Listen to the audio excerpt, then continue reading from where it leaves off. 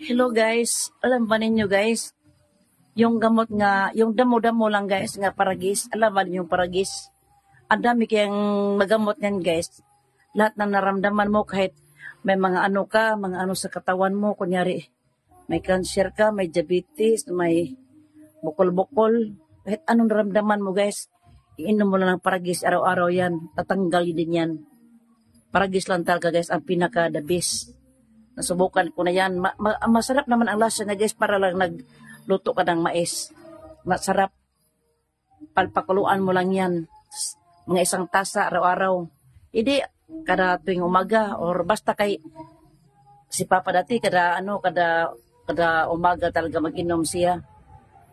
Halos gawin yan tubig ilagay yung iba nga ilagay nila sarip ang ano ng paragis gawin nilang tubig.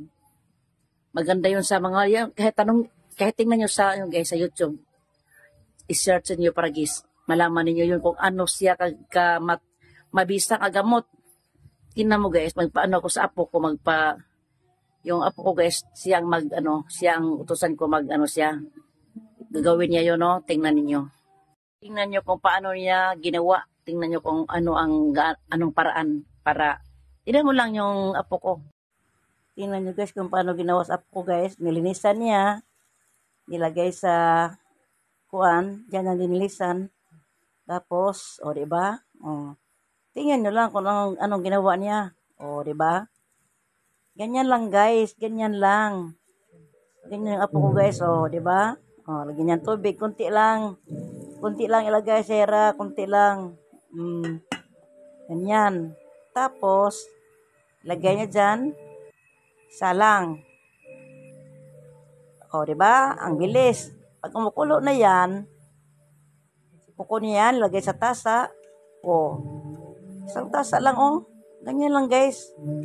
Ang bilis niyan, diba? Mas masarap inumin, guys, para sa sabaw ng mais.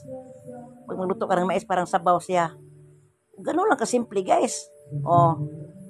Ang sarap niyan. Diba? Diba guys, ang galing niya? Ganun lang guys, madali lang. Dali ang gagawin yun.